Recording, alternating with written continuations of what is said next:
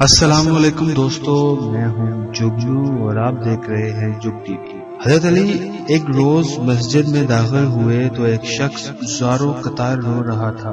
کچھ لوگ اس کو گرد جمع تھے اور اسے سمجھا رہے تھے۔ حضرت علی نے پوچھا کہ کیا بات ہے، تو وہ شخص جو رو رہا تھا اس نے بتایا کہ میرے والد گرامی لوگوں کے ساتھ سفر پر گئے تھے، یہ لوگ تو واپس آ گئے ہیں پر میرے والد واپس نہیں آئے۔ میں نے ان سے پوچھا تو کہتے ہیں کہ تمہارا باپ راستے میں فوت ہو گیا۔ میں نے ان سے پوچھا کہ میرے والد کے مال کا کیا ہوا، تو کہتے ہیں کہ کون سا مال، تیرے باپ کے پاس تو کوئی مال نہیں تھا، حالانکہ میرے والد تجارت کے لیے گئے تھے، ان کے پاس کافی پیسے۔ حضرت علی نے کہا کہ تم نے قاضی کی طرف رجوع نہیں کیا؟ تو اس شخص نے جواب دیا کہ میں نے قاضی کے پاس رجوع کیا تھا، پر قاضی نے انہی لوگوں کے حق میں فیصلہ دے دیا ہے۔ حضرت علی تمام لوگوں کو لے کر قاضی کے پاس پہنچے اور قاضی سے پوچھا کہ آپ نے اس نازک معاملے میں کیسے فیصلہ کیا ہے؟ قاضی نے جواب دیا کہ ہم نے اس جوان سے جس کا والد فوت ہوا تھا اس سے گواہ طلب کیا، تو اس جوان نے کہا کہ میرے پاس گواہ نہیں ہے۔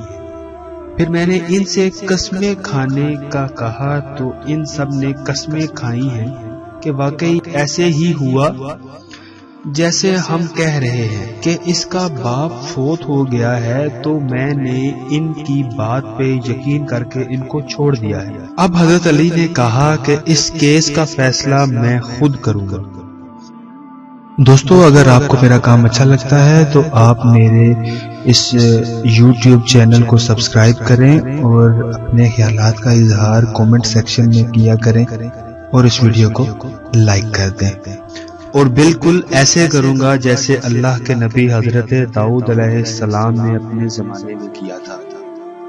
حضرت علی نے پولیس کے چند سپاہیوں کو بلایا اور ایک ایک شخص کو ایک ایک سپاہی کے حوالے کر دیا، اور ان لوگوں سے حضرت علی رضی اللہ عنہ نے کہا کہ تم کیا سمجھتے ہو کہ ہم تمہاری حرکت سے ناواقف ہیں؟ ہمیں سب معلوم ہے۔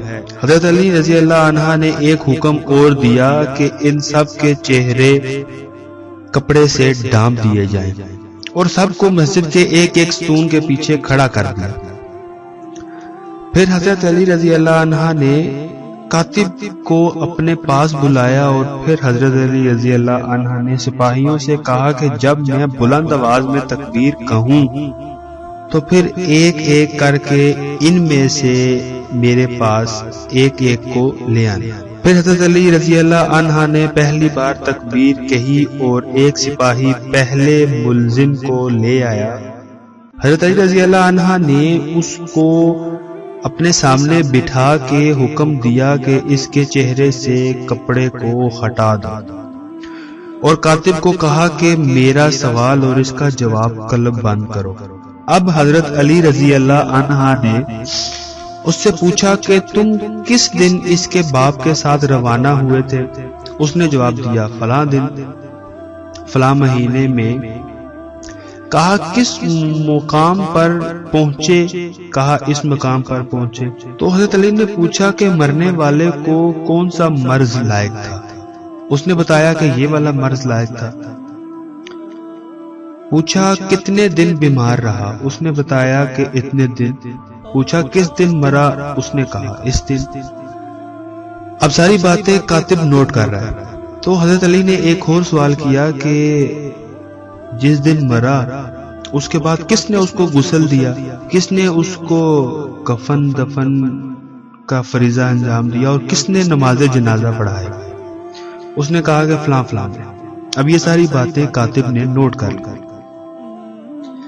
یہ سارے سوال حضرت علی رضی اللہ عنہ نے اس سے کیے۔ اچھا، اس مکالمے کی جو آواز تھی وہ باقی کسی ملزم کے کانوں تک نہیں جا رہی تھی، باقی تمام اس سے بے خبر تھے۔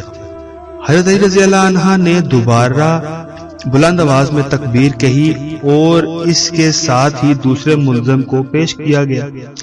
حضرت علی رضی اللہ عنہ نے دوسرے ملزم سے سوال پوچھنا شروع کیا اور کہا کہ تمہیں کیا لگتا ہے ہمیں کچھ معلوم نہیں، ہمیں سب معلوم ہو گیا ہے۔ اب اس ملزم نے یہ سوچا کہ اس پہلے نے سب کچھ بتا دیا ہے، تو اب یہ ملزم کہنے لگا کہ میں ان کے ساتھ ضرور تھا پر میں اس قتل میں راضی نہیں تھا، باقی سب راضی تھے اور ان سب نے مل کر اس نوجوان کے باپ کو قتل کیا ہے۔ اب یہ ملزم کا اعتراف بیان وہ کاتب اور مسجد میں بیٹھے سب لوگ سن رہے تھے۔ اب اگلے ملزم کو لایا گیا، اس نے بھی اقرار جرم کر لیا۔ اس طرح آتے آتے سب ملزموں نے اقرار جرم کر لیا کہ ہم سب نے مل کے اس نوجوان کے باپ کو مارا ہے اور اس کے مال کو بھی ہم نے آپس میں بانٹا ہے۔ اس طرح حضرت علی رضی اللہ عنہ نے پیچیدہ کیس کو اس آسان سے طریقے میں نمٹایا اور پھر حضرت علی رضی اللہ عنہ نے اس نوجوان کے حق میں فیصلہ سنایا۔ قاضی وہیں موجود تھا اور قاضی نے کہا کہ حضرت یہ تو فرمائیں کہ حضرت داؤد علیہ السلام نے اس قسم کا کون سا فیصلہ کیا تھا؟ تو حضرت علی رضی اللہ عنہ نے اس کے بارے میں بتاتے ہوئے فرمایا کہ ایک دن اللہ کے نبی ایک راستے سے گزر رہے تھے اور کچھ بچے ایک بچے کو مات الدین کہہ کر بلا رہے تھے یا چڑھا رہے تھے۔ تو حضرت داؤد علیہ السلام نے بچے کو اپنے پاس بلایا اور اس سے اس کا نام پوچھا تو اس نے کہا کہ مات الدین یعنی دین مر گیا، نعوذ باللہ۔ پوچھا تیرا یہ نام کس نے رکھا؟ جواب ملا میری ماں نے۔ تو حضرت داؤد علیہ السلام نے اس بچے کو لیا اور اس کی ماں کے پاس تشریف لے گئے اور پوچھا کہ اس بچے کا نام مات الدین رکھا ہے؟ تو اس بچے کی ماں نے کہا کہ میں نے نہیں رکھا، میرے شوہر نامدار نے رکھا ہے۔ پوچھا کہ وہ کہاں ہے؟ تو جواب ملا کہ وہ زندہ نہیں ہے۔ تو حضرت داؤد علیہ السلام نے پوچھا کہ یہ نام کیوں رکھا تھا؟ تو جواب ملا کہ میرا شوہر چند افراد کے ساتھ سفر پر گیا تھا، سب واپس آ گئے پر میرا شوہر واپس نہیں آیا۔ جب میں نے واپس آنے والوں سے پوچھا تو انہوں نے کہا کہ وہ دوران سفر فوت ہو گئے ہیں۔ تو میں نے ان سے پوچھا کہ اس کے مال و اسباب کا کیا ہوا؟ تو انہوں نے کہا کہ اس کے پاس تو کچھ بھی نہیں تھا، حالانکہ میرے شوہر کے پاس بہت مال تھا۔ تب میں نے پوچھا کہ مرتے وقت میرے شوہر نے کوئی وصیت کی تھی؟ تو انہوں نے جواب دیا کہ ہاں۔ تو میں نے پوچھا کہ وہ کیا؟ تو انہوں نے کہا کہ میری بیوی سے کہنا کہ جب کوئی بچہ پیدا ہو تو اس کا نام مات الدین رکھ دینا، کیونکہ اس وقت اس کی بیگم امید سے تھی۔ تو جب میرے ہاں اولاد ہوئی تو میں نے شوہر کی وصیت کے مطابق اپنے بیٹے کا نام مات الدین رکھ دیا۔ تب حضرت داؤد علیہ السلام نے پوچھا کہ کیا وہ لوگ ابھی زندہ ہیں جو واپس آ گئے تھے؟ تو اس نے کہا کہ جی وہ زندہ ہیں۔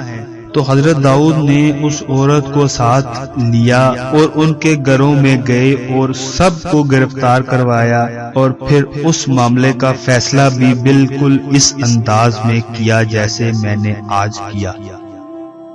ان گناہگاروں کو سزا سنانے کے بعد کہا کہ اب اس بچے کا نام مات الدین نہیں عاش الدین رکھ دینا، یعنی دین زندہ ہو گیا۔